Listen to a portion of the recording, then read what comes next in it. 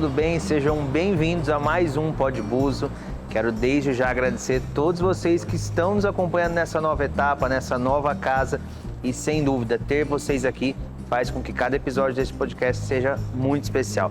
E por falar em especial, hoje eu estou recebendo aqui na sala, e você também que está assistindo na sala da sua casa, essa pessoa que é querida por toda a cidade de Cândido Mota e também toda a região.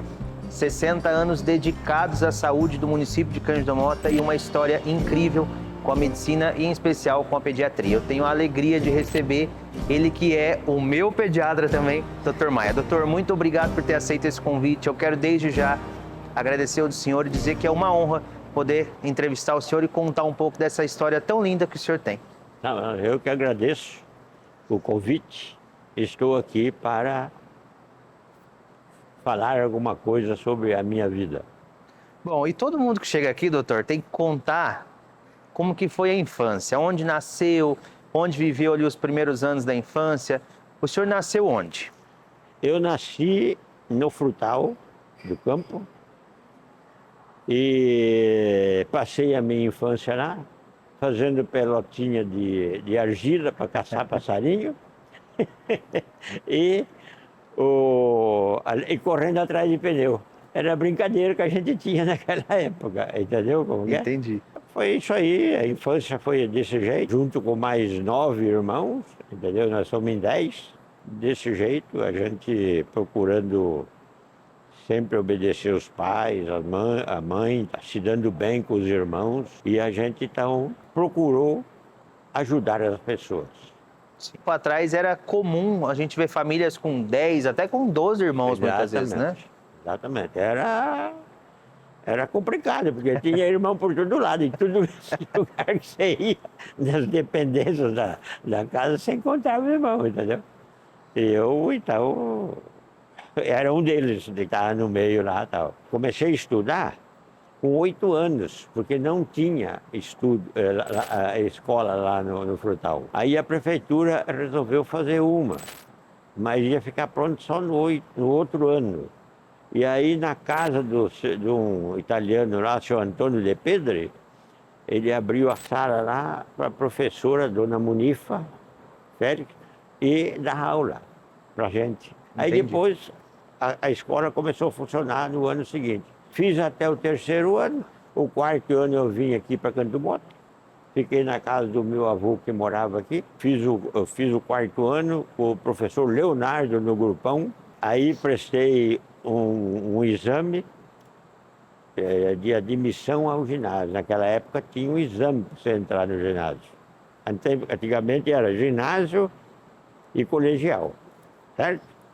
Então a gente sempre fazia assim o máximo que podia para poder fazer alguma coisa útil. Então eu fiquei um ano aí, fiz a admissão ao ginásio e entrei no colégio diocesano para fazer o ginásio. Então, padre Enzo, padre Antônio e etc. Lembro de todos eles. Câncio, entendeu? Aí depois que eu terminei o ginásio, eu fui para o Clibas Ferraz. Você podia escolher 2 linhagens, né? Ou você fazia uma parte que era ciência clássica, para você se tornar depois um advogado, e tinha a parte científica, que você fazia para se preparar para ser um profissional de ciências, entendeu? Entendi. E eu, então, escolhi para fazer advocacia. Aí, quando eu terminei, formei e tal, aí que eu fui embora para Curitiba. Como eu fui para Curitiba, não me pergunta que eu não sei. Todo mundo pergunta, mas como você foi parar em Curitiba? Tem São Paulo, tudo aí. Então, mas eu não sei. Doutor, antes da gente chegar nessa parte de Curitiba, que é uma história um pouco inusitada, né? Só para a gente entender, para quem está assistindo, conhecer um pouquinho mais. Os pais do senhor trabalhavam na roça? Meus pais trabalhavam na roça e junto com meus irmãos. E é lógico, eu tinha dois mais novos do que eu, né? Então mas eu já trabalhava na roça e eu com a minha irmã levávamos a comida que a minha mãe fazia. 8 horas tinha que estar na roça a comida, porque eles iam às 5, entendeu? Já tava com fome às 8, A né? gente pegava uma vara comprida e pendurava os caldeirões de comida e eu colocava no ombro e levava lá. Depois que eu fiquei um pouco maior, eu comecei a trabalhar na roça. Eu sei tudo esse negócio de roça. A prova disso é que as coisas que eu tenho hoje eu investi em terra, entendeu? Porque eu aprendi tudo, para colher café, feijão, trabalhar com enxada, entendeu? Etc. O pessoal da produção trouxe uma enxada aí, depois vai ver se é verdade mesmo. É verdade. Então, aí eu fui para Curitiba. Dia que eu resolvi ir para Curitiba, eu peguei minha malinha, saí de casa, pegar o ônibus, ficava quase em frente à minha casa, meio quarteirão, lá no Frutal, e a minha mãe ficou chorando. Onde vai esse menino, sozinho, numa cidade grande? Mas eu não esmoreci, não. Eu fui, como eu já disse anteriormente, tinha que pegar o ônibus lá no Frutal, estrada de chão. E aí, depois que chegava em Canto Mota, às 8 horas da noite, pegava o trem da Sorocabana, que ia para Ourinhos, entendeu? Foi o que eu fiz. Quando eu cheguei em Ourinhos, fui numa pensãozinha lá, arrumei um lugarzinho. No outro dia, peguei o ônibus para Curitiba. Saiu às 6h30 e chegou às 7h30 da noite. 13 horas de estrada. 13 horas de estrada. E a maioria da estrada era estrada de terra. A maioria era estrada de terra. E quando chovia, o ônibus encalhava. Teve uma época, só era asfalto de Ponta Grossa até Curitiba. Asfalto simples, mas tinha um asfalto até Curitiba. Sim. Até uma vez, a gente encalhou várias vezes, teve que chamar trator dos sitiantes lá para desatolar o ônibus, entendeu? E depois que chegamos em Ponta Grossa, todo mundo relaxou. Então, fomos dormir. Todo mundo dormindo. Até o motorista dormiu. A hora que eu vi que o ônibus parou, a hora que eu vi a água entrando dentro do ônibus, ele caiu dentro de uma lagoa. Todo mundo dormiu, até o motorista. Até o motorista. E aí o senhor chegou em Curitiba e foi fazer o curso de Direito? Eu fui o curso de Direito. Fiz até abril. Ia ser advogado. Ia ser advogado. E o que aconteceu que o senhor falou assim, bom, essa vida de advogado não dá para mim não? Tinha orientação nenhuma, né? Então eu raciocinei o seguinte, me perguntei, você serve para ser advogado? Você tem o dom da palavra, da oratória e tal? Eu não tenho, eu era inibido. Dadas as condições, né? Eu era inibido. Aí então, quando eu vim aqui para o Frutal, eu estava dentro da cabine do caminhão do meu pai, que estava transportando palha de arroz para o cafezal. E eu ia viajar e eu estava dentro lá estudando. Aí eu fiquei pensando, mas aí que eu resolvi, porque eu cheguei à conclusão que eu não devia fazer advocacia, direito, entendeu? Aí eu peguei, quando eu voltei para Curitiba, eu fui lá cancelei o cursinho de Direito e me matriculei no Oswaldo Cruz, que era o cursinho daquela época lá para Medicina. Peguei a matéria atrasada já de 3 meses, de colega lá, e atualizei, eu estudava bastante, né? Eu não perdia tempo não. E aí, depois veio o vestibular, passei bem, 13º lugar, com todas essas coisas aí, entendeu? Então, essa parte aí, eu comecei a frequentar o curso, tá entendendo? De medicina, gostei, e eu criei uma aptidão para pediatria. Então, por isso que eu fiz pediatria. E no meio do curso, Não foi? Aí, Considerando que o caminho não foi fácil, eu- o meio também não foi, eu né? acho que eu sou uma pessoa iluminada, por Deus, viu?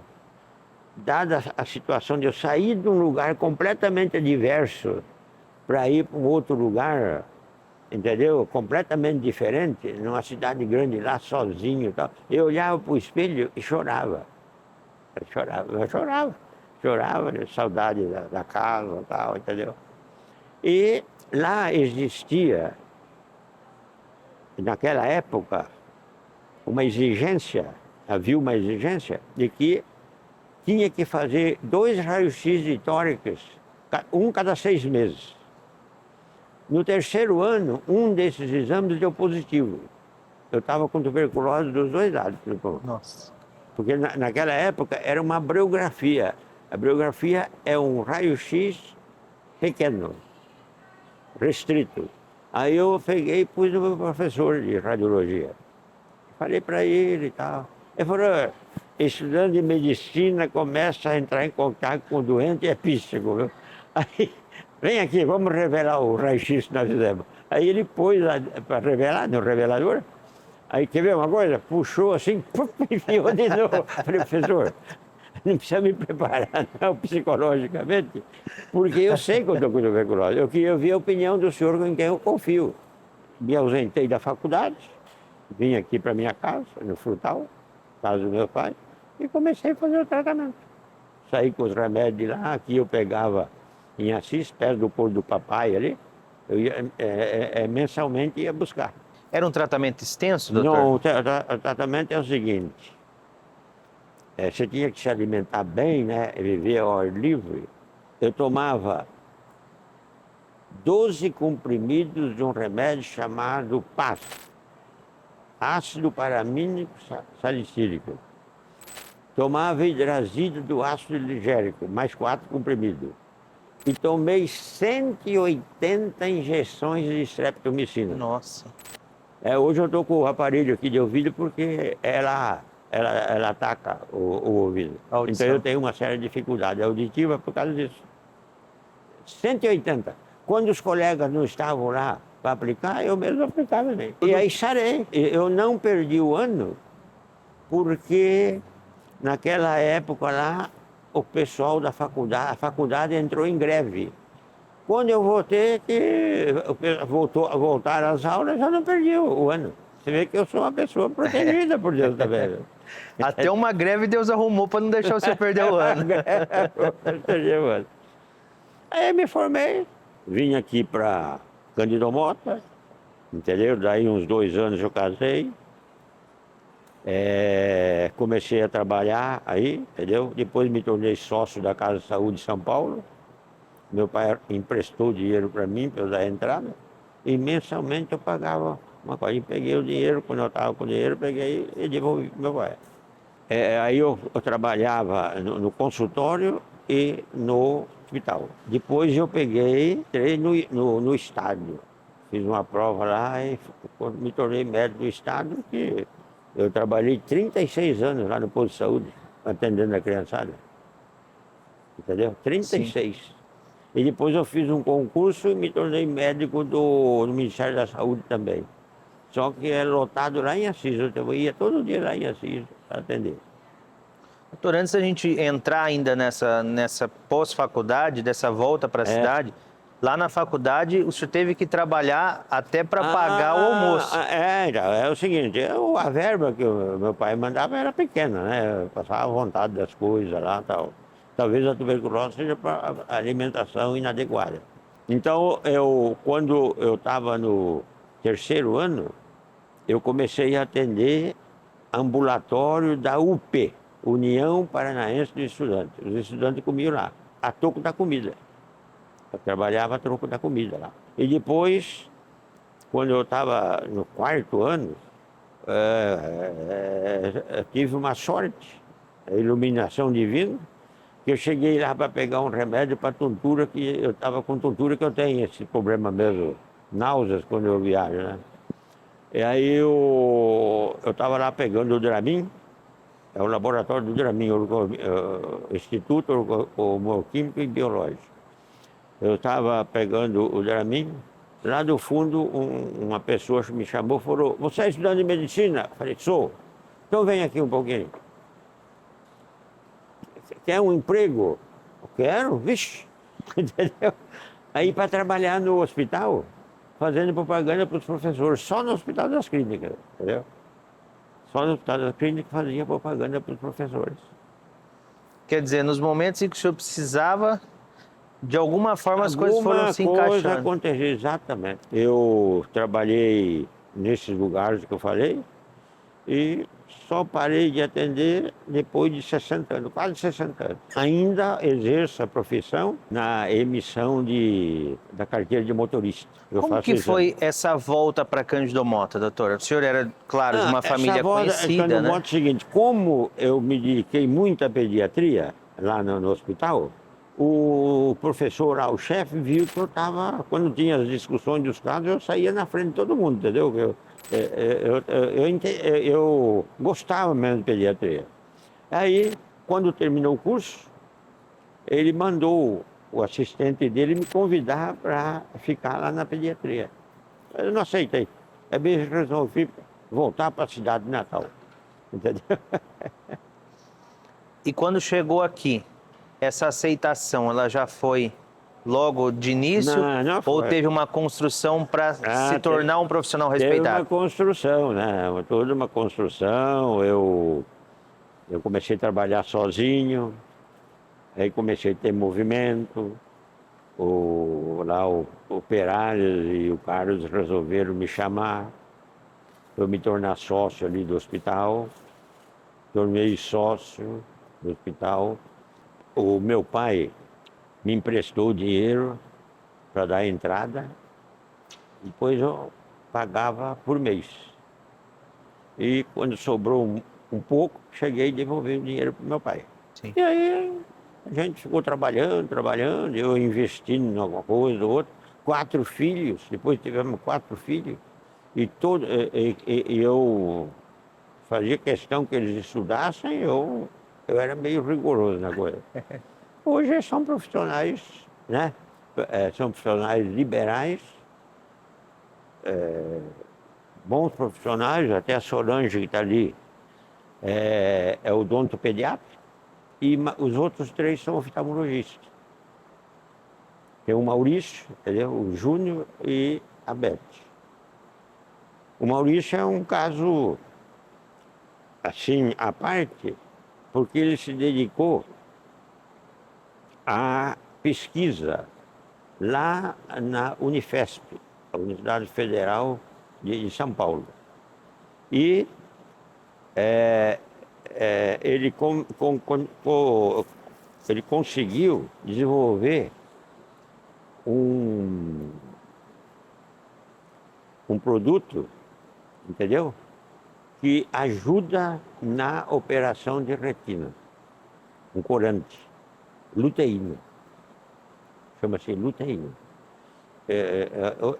Está sendo usado hoje no mundo inteiro. Ele vendeu para Bausch Lomb, é uma produtora internacional, e já o produto dele, inclusive ele foi homenageado em Curitiba. Há 15 dias atrás eu estive lá. Foi emocionante. Imagino. Pelo amor de Deus. Os professores lá vieram me cumprimentar, tá? Mas isso é mérito dele, não é meu? E são coisas gratificantes, né?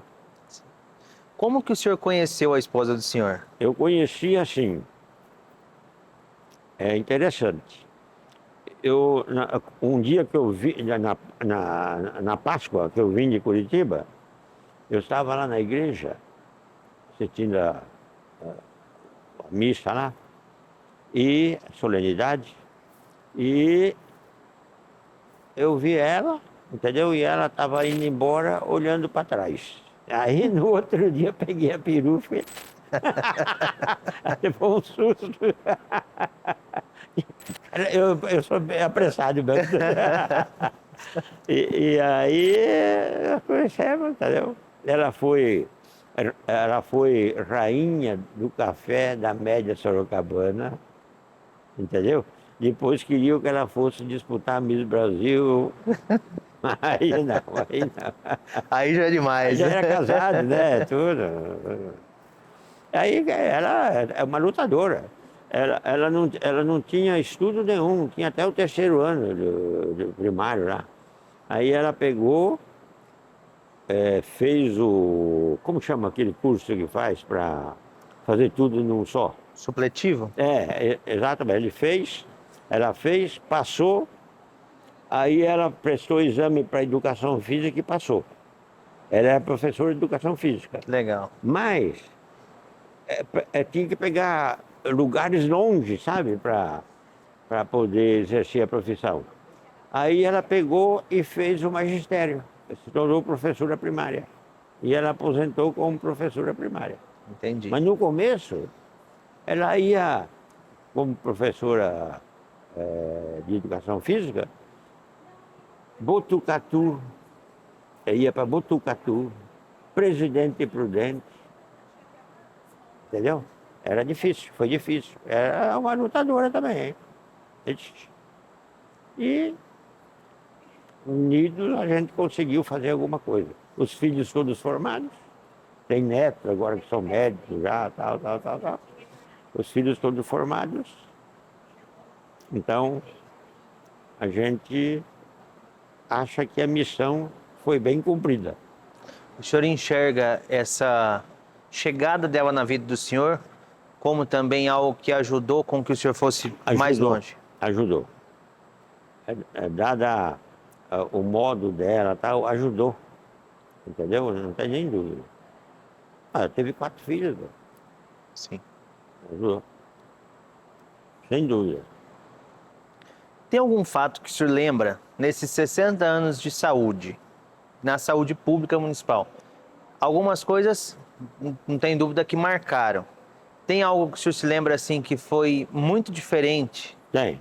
É o seguinte, naquela época, quando eu comecei a trabalhar, e durou mais uns anos ainda, o pessoal não trazia o doente para o médico.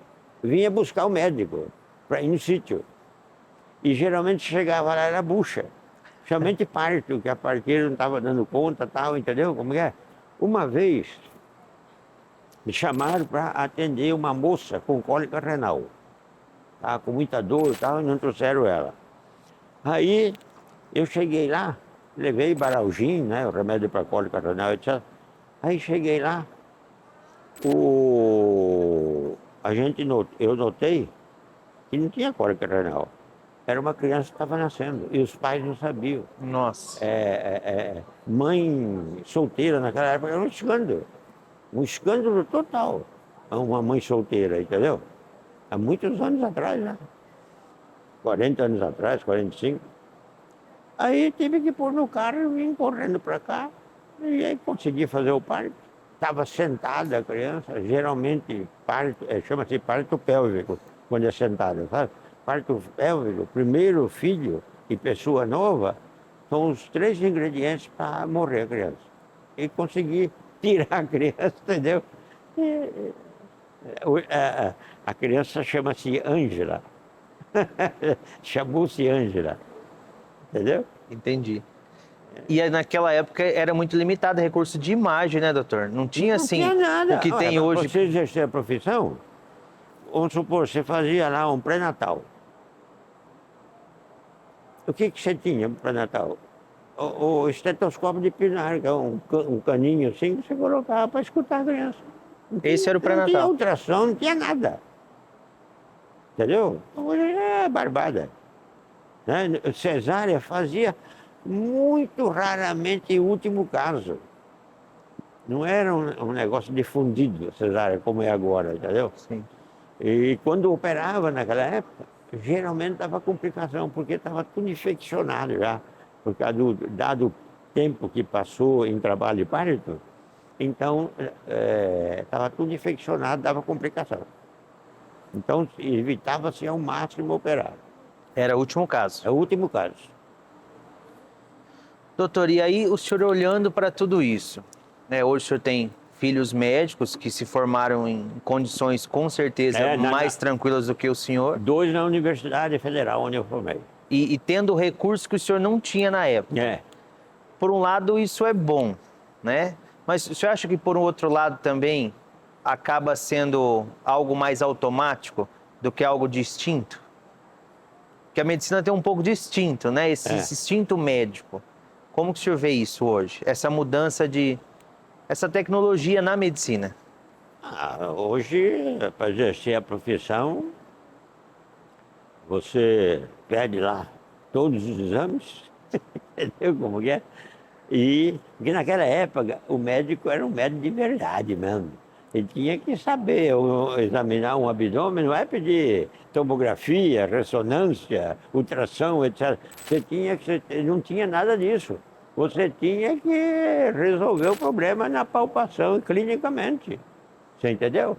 Sim. E agora não, né? Agora com a evolução tecnológica aí, então fez com que fosse melhor, né? Se descobria melhor as doenças, elucidasse melhor os casos, entendeu? Mas naquela época, na minha época, a gente era médico de verdade. Entendeu? Médico de verdade. Você estava de plantão aí no hospital, chegava um braço quebrado, então você consertava, né? Se chegava uma mulher em trabalho de parto, você fazia o parto. E assim por diante. Chega a fazer de tudo um pouco, né? Tudo. Você já tudo. Entendeu? E a gente, graças a Deus, deu certo. Tem uma história, e isso a gente ouve muito, né, na comunidade. Apesar de o senhor trabalhar, se você ser sócio de um hospital particular, o senhor nunca deixou de atender uma criança se a família não tivesse condições de pagar. Exatamente. Né? Isso é uma coisa que eu tenho a consciência tranquila. Deus me orientou, eu então ressarci-lo com isso aí.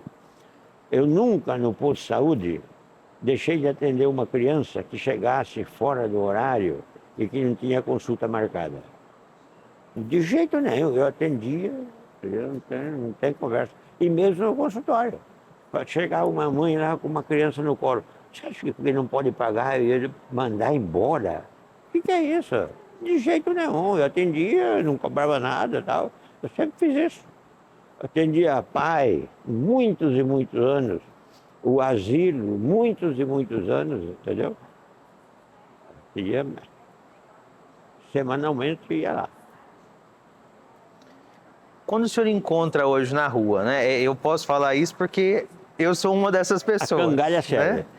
Quando o senhor encontra alguém que passou pelo senhor, né? No meu caso, por exemplo, o senhor estava no dia do meu parto. Certo. Então, qual que é esse sentimento de saber que o senhor fez parte do momento de trazer uma pessoa à vida? É muito orgulho, hein? Muito orgulho. Missão cumprida. Entendeu como que é? Porque a gente vendo assim uma criança, às vezes lembra até do que aconteceu com ela. Entendeu? E aqueles casos bem mais graves e tal. E a gente conseguiu dar jeito tal, ou de um modo ou do outro, ou então encaminhava quando via que precisava de outros recursos, entendeu? Mas então a gente fica, eu fico lisonjeado de ver, entendeu? Igual você assim, ó. O senhor ainda continua atendendo, né? Agora junto ao Detran, CNH, né? Fazendo serviço de CNH. Exame médico. E a pediatria está descansando um pouco? Agora a pediatria parou. 87 anos, meu amigo. Deus está sendo bom para mim. Mas me conta o segredo. Se chegar alguém lá e com uma criança, o senhor não tem coragem de mandar embora, né? Não mando. Tem gente que vai pegar receita lá, tanto aqui onde eu faço o exame de motorista e lá em casa mesmo. Eu faço. Eu tenho bloco lá, eu faço. Eu não consigo falar não. Entendeu? Falar, vai embora que eu não estou atendendo mais. Tá? Não, de jeito nenhum, nunca faço um negócio desse. Nunca fiz. Entendeu? Nunca fiz. Quando o senhor olha para trás, lembra se o senhor fizer um exercício de reflexão, lembrar do Osiris Maia criança, lá no Frutal, e olhar para hoje, toda essa trajetória, se o senhor pudesse resumir em poucas palavras tudo que o senhor viveu nesses 87 anos, o que o senhor diria? Não, eu diria que saí de uma situação completamente adversa para poder me formar médico. E sendo assim, depois que eu me formei, eu me dediquei integralmente à medicina, entendeu? E exercendo ela com muita bondade, entendeu? Muita doação, está entendendo? Sim. Isso aí, eu acho que eu tenho a consciência tranquila. Eu tenho a consciência tranquila. Eu fiz o que devia fazer. O senhor tem ideia, parando hoje e analisando, o senhor tem ideia do que o senhor representa em Cândido Mota para as milhares de pessoas que o senhor cuidou? Eu represento uma pessoa que cuidou da saúde de grande parte da população de Cândido Mota, entendeu como que é? Me sinto recompensado por isso, porque onde eu ando aí o pessoal vem cumprimentar, tal, entendeu como que é? E me sinto recompensado de ter agido desse modo, entendeu? Sim. Bom, como o senhor trabalhou fazendo propaganda, também preciso fazer as minhas propagandas aqui, que se eu esquecer, os meus patrocinadores ficam bravos depois, viu? Sim. Então, quero agradecer todo o pessoal da Cavassini Móveis e Eletro que gentilmente prepara esse ambiente para que a gente possa receber os nossos convidados com É muito louvável a conforto. atitude deles. Sempre muito solícitos, sempre muito receptivos. Todos os meus clientes nasceram lá no hospital. Tá tudo em casa, né, doutor? Tudo. Também o pessoal da Bonita e Homem, que sempre está vestindo a gente, deixando a gente arrumado para vir receber os convidados aqui. Aqui na frente, doutor, eu não sei se o senhor já foi, mas na esquina da igreja aqui tem o Heisenburger. Já ouviu falar ali? Bem na esquina onde era o despachante? Onde era o despachante? Isso, ali? tem uma hamburgueria ali, não Sim. tem?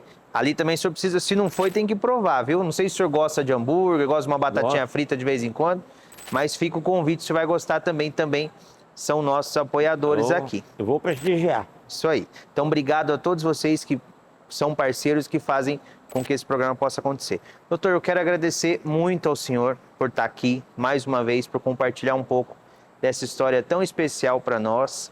Eu falo com muita tranquilidade que, assim, todos os programas são especiais, mas quando eu falei com a doutora Solange, ela falou, olha, meu pai vai, ele confirmou, foi uma alegria muito grande, porque, antes de tudo, eu já tive a oportunidade de dizer isso para o senhor antes, mas eu tenho uma admiração imensa, não só pelo profissional que o senhor é, mas pela pessoa que o senhor sempre foi, né? Isso eu posso dizer porque o senhor conviveu com o meu avô, conheceu o meu pai, conviveu com toda a família, né? Em momentos delicados da minha família, o senhor esteve lá, né?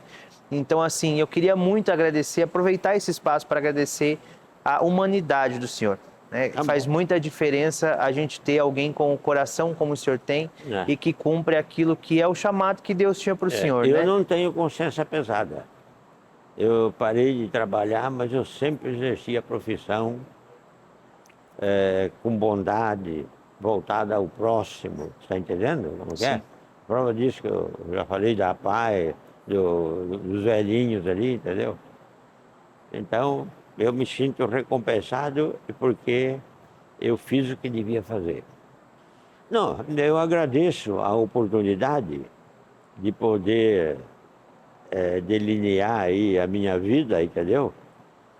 E agradecer à população de Cândido Mota pelo carinho que tem por mim, entendeu? Eu não me faço merecedor disso, mas agradecer à população e agradeço a você também por essa oportunidade. Eu que agradeço.